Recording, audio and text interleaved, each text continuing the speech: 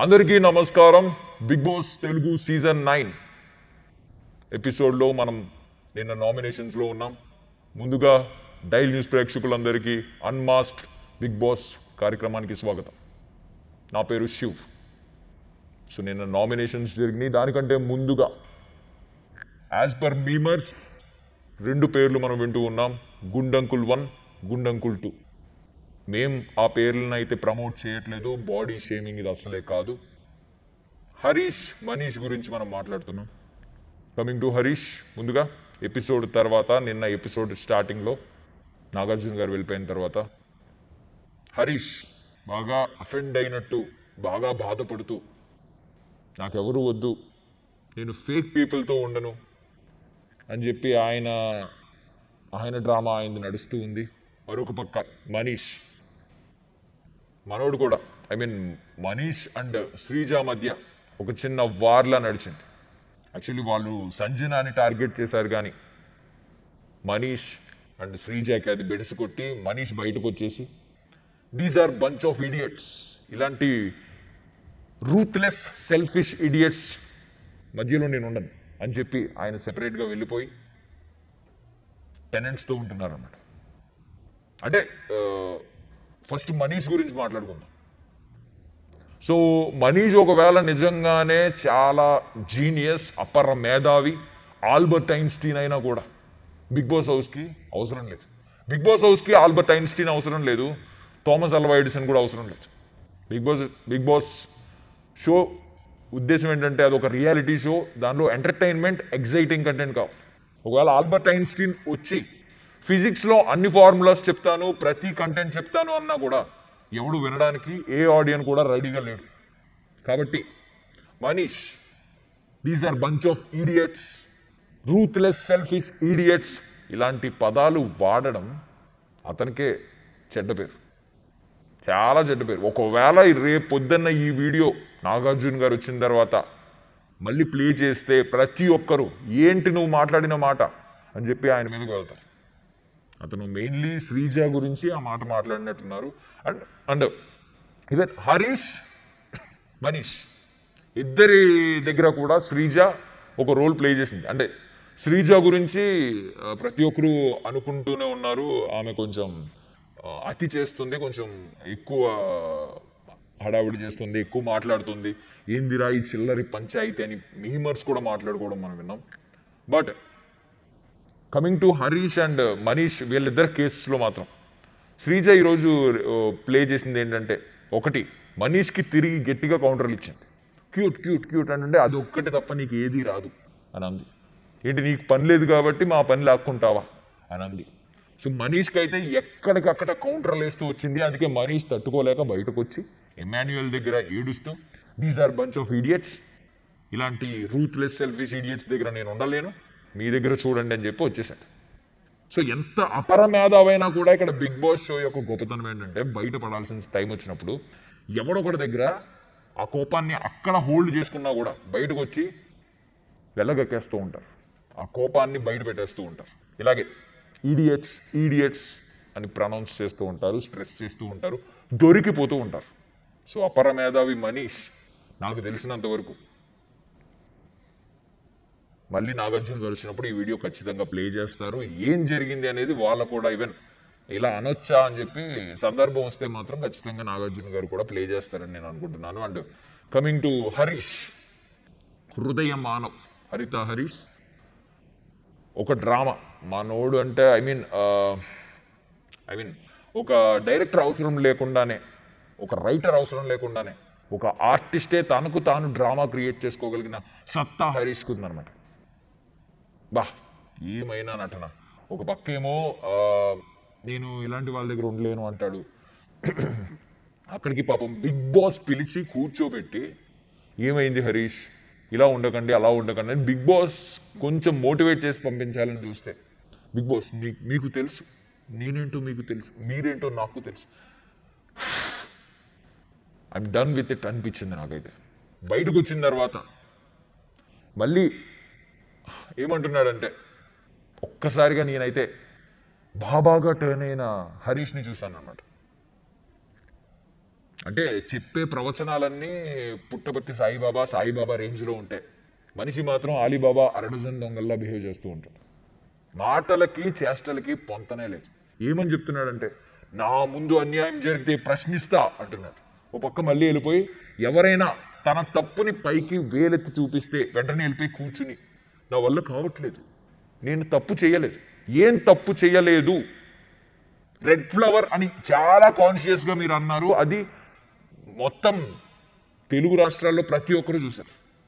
ఇమ్మాన్యుయల్ని మీకు ఫ్లవర్, నేను ఫ్లవర్ ఇమ్మాన్యుయల్కి ఇస్తానని శ్రీజ అన్నప్పుడు, రెడ్ ఫ్లవర్ కదా అందుకే ఇస్తానంది నీకు, అది రెడ్ ఫ్లవర్ అని చెప్పి క్లియర్లీ మెన్షన్ చేశాడు. ఆ ఇంటెన్షన్ అందరికీ అర్థమైంది. అయ్యో నాకు తెలీదు, నేను సుప్పనాతి సాంప్రదాయని సుప్రభాతిని అంటే ఎవడు నమ్మేవాడు అయితే లేడు. ఒక తప్పు పడింది పోని, అప్పుడైనా కూల్గా ఉండాలి. నేను అయినా సరే మళ్ళీ లేచాడు, మళ్ళీ లేచి నీ చిచ్చి నేను అసలు ఇంకొక మాట ఏమనలేదు అంటే మళ్ళీ నాగార్జున గారు 2 వీడియో ప్లే చేశారు. ఇంతకాలం నేను ఒక అమ్మాయి 2 అబ్బాయిలు అనుకున్నాను, 3 అమ్మాయిలే అని చెప్పి ఇమాన్యుయల్ అండ్ భరణి వీళ్ళిద్దరి గురించి మాట్లాడాడు. అంటే నువ్వు పాస్ చేసిన స్టేట్మెంట్సే మళ్ళీ నువ్వు నేను అనలేదు, నేను అన్న ఉద్దేశం వేరు. ఏం మాట్లాడుతున్నారు సార్ మీరు? ప్రపంచంలోనే అతిపెద్ద మేధావిని అతను ఫీల్ అవుతూ ఉంటాడు. వీళ్ళిద్దరూ కూడా ఈవెన్ యాజ్ పర్ మీమర్స్, నేను మళ్ళీ చెప్తున్నాను, మేము మీది ప్రమోట్ చేయట్లేదు ఈ పేర్లు, కానీ మీమర్స్లో చాలా మీమ్స్లో కావచ్చు, ట్విట్టర్లో కావచ్చు, సోషల్ మీడియాలో కావచ్చు, ఈ పోస్టులు చూసాం. గుండంకుల్ 1, గుండంకుల్ 2 అని చెప్పి వీళ్ళిద్దరికి పేర్లు పెట్టారు. ఆ పేర్లని జస్ట్ ఇలా పెట్టారు కాబట్టి ఆ పేర్ల ప్రకారం వీళ్ళని అని మెన్షన్ చేస్తున్నాను. వాళ్ళిద్దరూ కూడా అపర మేధావులు బిగ్ బాస్ షో మొత్తానికి అని ఫీల్ అవుతూ ఉన్నారు. అండ్ మనీష్ ఇంకొక మాట అన్నారు. ఏమన్నారంటే, కామనర్స్ ఇంత వర్స్ట్గా ఉంటారా? కామనర్స్ అంటే వర్స్ట్ అని చెప్పి ఆయన కామనర్గా వచ్చి కామనర్స్ అంటే వర్స్ట్ అనే స్టేట్మెంట్స్ పాస్ చేశారు. నెక్స్ట్ వీక్ గనక అది గనక వీడియో పడితే కామనర్స్ అందరూ టూ అంటారు మనీష్ని. కామనర్స్ ఒక కామనర్గా అంటారా? ఏ కామనర్స్ అందరూ వేస్ట్, ఫేక్ పీపుల్, వీళ్ళు చిల్లరగాళ్ళు. లిటరల్లీ చెప్పాడు ఆయన, చిల్లరగాళ్ళు అని. ఓకే, మీరు అన్నట్టు కొంచెం చిల్లరగా అనిపించిన ఒక 2 ఉండొచ్చు, మేము కూడా యాక్సెప్ట్ చేస్తాం. ఫస్ట్ నుంచి కామనర్స్ మీద కొంచెం నెగిటివిటీ ఉంది. బట్ తమర పరిస్థితి ఏంటనేది తమరు కూడా అనలైజ్ చేసుకోవాలి కదా. ప్రతి ఒక్కరిని 9 days అబ్జర్వ్ చేశాడంట. ఈరోజు నామినేషన్స్ దగ్గరకు వచ్చేసరికి ఆయన చెప్తున్నాడు అనమాట. భరణి గురించి ఏమని చెప్తున్నాడంటే, భరణి గారు నేను 9 days అబ్జర్వ్ చేశాను, కుక్కను పెంచుకోవచ్చు, పిల్లిని పెంచుకోవచ్చు, పులిని పెంచుకోవచ్చు, సింహాన్ని పెంచుకోవచ్చు, కానీ స్నేక్ని పెంచుకోకూడదు, మీరు biggest snake in the house అని చెప్పారు. ఏమనుకోవాలి దీన్ని? బిగ్గెస్ట్ స్నేక్ అంట. Last time Ramu Rathod you are fake, నువ్వు సింపతి గేమ్ ఆడుతున్నావు అని చెప్పింది మహామనిషి, మర్యాద మనీష్ ఈయనే. ఇప్పుడు you are the biggest snake in the house అని చెప్పాడు. పేరు మళ్ళీ మర్యాద Manish. Bunch of idiots, ruthless selfish idiots, commoners అంటేనే వర్స్ట్ చిల్లరగాళ్ళు. ఈయన మర్యాద మనీష్. ఆ పేరు ఎలా పెట్టుకున్నాడో ఎలా వచ్చిందనేది ఎవరికి అర్థం కావట్లేదు. కానీ మర్యాద మనిషి అని ఎందుకు పిలుస్తున్నారో నాకైతే అర్థం కావట్లేదు. కానీ మర్యాద లేని మనిషి ఈయన, మర్యాద లేని మనిషి. మర్యాద మనిషి అని ఎలా పెట్టుకున్నాడో తెలియదు. అంటే biggest snake in the house. Okay, అంటే ఒక వ్యక్తిని మనం ఏదైనా అనొచ్చు, మనం అబ్జర్వ్ చేసి చెప్పొచ్చు, బట్ సెల్ఫ్ అనలైజ్ చేసుకోవడం కూడా చాలా ముఖ్యం. అది మనీష్ కేసులో లేదు. ఈవెన్ మన హరీష్, ఆయనకి హరీష్ అని పిలించుకోవాలని ఉంటుంది. ఓకే, బట్ ఈ డ్రామా ఇనఫ్ అనిపిస్తుంది. ఎన్నాళ్ళు ఉంటాడు ఇలా? ఇదే డ్రామాతో ఆయన ఎన్నాళ్ళు సర్వైవ్ అవుతారని మనం అనుకుంటాం. మళ్ళీ యాజ్ యూజువల్ నామినేషన్స్ టైంకి వచ్చేసరికి అక్కడే కూర్చుని నామినేషన్స్ టైంలో మళ్ళీ డిఫెండ్ చేస్తున్నాడు. ఏమని? నేను ఇలాంటి, నేను ఎంత మంచోడిని, నేను అంత మంచోడిని, నా జోలికి వస్తే బాగోదు. నేను అన్నానా? నువ్వు అన్నానా? నీకు అలా అనిపిస్తే సారీ, నీకు అలా అనిపిస్తే ఏంటి? వినిపిస్తే అనాలి. నీకు అలా వినిపిస్తే కూడా కాదు, యాజ్ యూజువల్ నువ్వు అంటే అది వినిపిస్తుంది. మనీష్ అన్న కేసులో కామనర్స్ అందరూ చిల్లర అన్నాడు, ఆయన ఆ ఉద్దేశంతో అన్నాడు. బట్ నిజంగానే మీరిద్దరూ ఫస్ట్ లిస్ట్లో వస్తారనమాట, తర్వాత అందరూ మిగిలిన వాళ్ళు కూడా. ఓకే, నామినేషన్స్ అయితే స్టార్ట్ అయింది. బట్ సంజన గురించి మాట్లాడుకోవాలి. Sanjana is the biggest, Sanjana is the villain of the house. One and only villain of the house. I liked her game. Everyone will like her game. Because ఆమె game చేంజర్గా నిలిచింది. ఏ గేమ్ని ఎలా మార్చాలని తెలిసింది. 14 మందికి ఆమె విలన్గా మారుతుంది. బట్ ఆడియన్స్కి ఇంట్రెస్టింగ్ కాంటెంట్ అయితే క్రియేట్ చేస్తుంది. దట్స్ వై నాకు తెలిసినంత వరకు సంజన హౌస్ మొత్తంలో విలన్. ఆమె ఖచ్చితంగా లాస్ట్ వరకు సర్వైవ్ అవుతుంది, అవ్వాలి కూడా. ఇదే గేమ్ కంటిన్యూ చేయాలి. బికాజ్ ఇలా హౌస్ ఒక 14 మందికి ఎదురు నిలిచి ఇలా గేమ్ చేంజ్ చేయాలి, ఇంత గట్స్ ఉండాలంటే ఖచ్చితంగా ఆమె మెంటల్లీ చాలా స్ట్రాంగ్గా ఉండాలి, నిలబడాలి. బికాజ్ ఎలాంటి సెగ్మెంట్స్ వస్తాయో, తర్వాత 14 మంది ఎలాంటి మాటలు అంటారో, ఈమె బర్స్ట్ అవుట్ అయిపోద్దేమో, ఇవన్నీ తెలుసుకోవాలి. కాబట్టి ఆమె ఒక క్యాప్టెన్గా ఆమెకి ఇచ్చిన టైంకి ఒక డిక్టేటర్ షిప్ అయితే ప్లే చేస్తుంది. నేను డిక్టేటర్ని, నేను క్యాప్టెన్, నేను రూల్ పాస్ చేస్తా, నాకు నచ్చినట్టు అందరూ వినాలి అనే విధంగా పాస్ చేస్తుంది, కొంచెం ప్లే చేస్తుంది. గేమ్ ప్లే అయితే ఉంది. బట్ ఆడియన్స్ పాయింట్ ఆఫ్ వ్యూలో మంచి కాంటెంట్ అయితే ఆవిడ వల్ల దక్కుతుంది. ఈ గొడవలకి ఆమె కూడా మెయిన్, ఈ గొడవలకి టాప్ రీజన్ ఆమె ఉంటుంది. That's why Sanjana is the as of now best villain, అంటే మంచి గేమ్ చేంజర్ అని చెప్పుకోవాలి. అండ్ మిగిలిన వాళ్ళు కూడా బాగానే ఉన్నారు యాజ్ ఆఫ్ నౌ. మనం పర్టికులర్లీ ఎవరిని పాయింట్అవుట్ చేయలేం, కానీ వీళ్ళిద్దరిని కొంచెం వాళ్ళిద్దరి అపర మేధావుల మేధస్సు వాళ్ళకి తిరిగి బెడిసి కొడుతుంటే వాళ్ళిద్దరిని ఆడియన్స్ కూడా ఎక్స్పోజ్ చేసి చూస్తున్నారు, ఏంటి ఎలా ఉన్నారు ఏంటని.